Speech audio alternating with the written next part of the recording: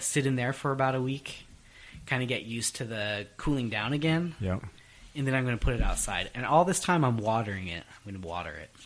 That's perfect. And then you'll probably move it. I'm not sure how big. I mean, if it's a 15-gallon, it's possible you have to use a dolly hand truck. You know, I don't to want get a it to and too from. big one. Yeah. Like the trees I just planted were plenty big. But I picked it up and I carried it across the street. So something that I could do that with, and that's a good size height-wise tree that I planted. It's probably 6.5 feet. Oh, that's good. Of the tree that I just planted. And really sometimes the heaviness comes from how much water is in the pot. So maybe before watering, you bring it inside and it won't be as heavy. And then give yourself a drip tray, right? Because there's going to be those weep holes in the bottom of the container. Exactly. Maybe even, and may be a little bit messy, so maybe consider like a tarp, a small tarp, just to kind of bring in and use to avoid any skid marks of dirt. You maybe could put a plastic bag or something. Sure. Fold it down and then put your drip tray on the bag and then put the pot on the bag, and then you can use your skirt to cover up the pot. Yeah. The Christmas skirt. Well, and then here's another thing to think about too. So, for example, if you were to go buy, if the issue is, this tree's not tall enough for what I want, you can always use a hidden stand, aka a pot upside down, with some kind of sheet over it, and then get your height that you want to achieve, and it's a win-win, as far as buying that. Now, by saying that, so you would, the idea, and hopefully not a lot of people are thinking, well, so do I have to plant this in January in my yard? No. Keep it in your container. Make sure you keep it watered. Yep. Plants still will transpire. Plants.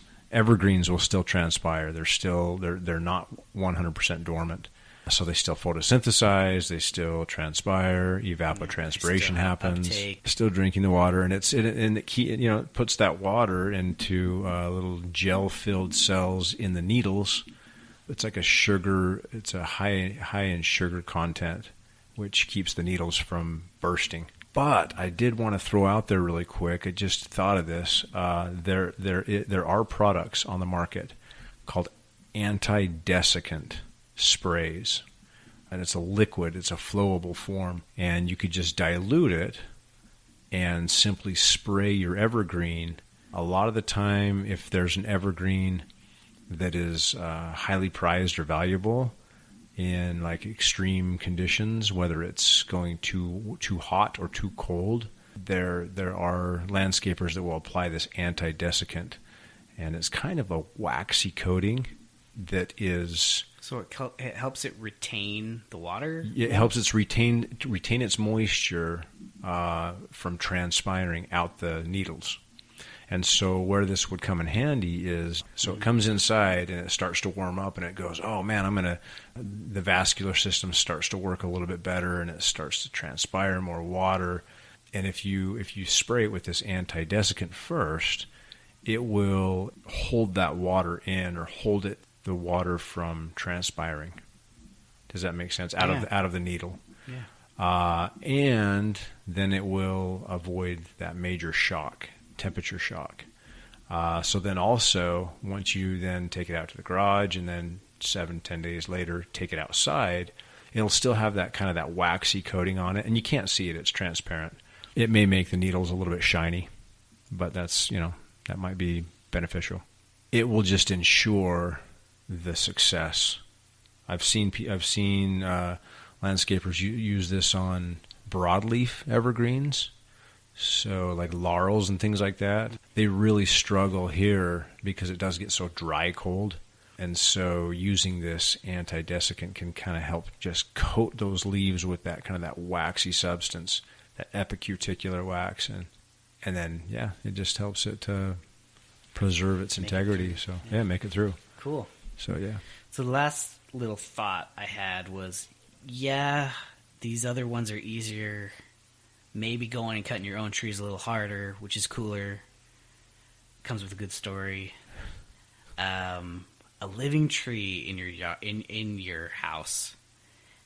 That is cool.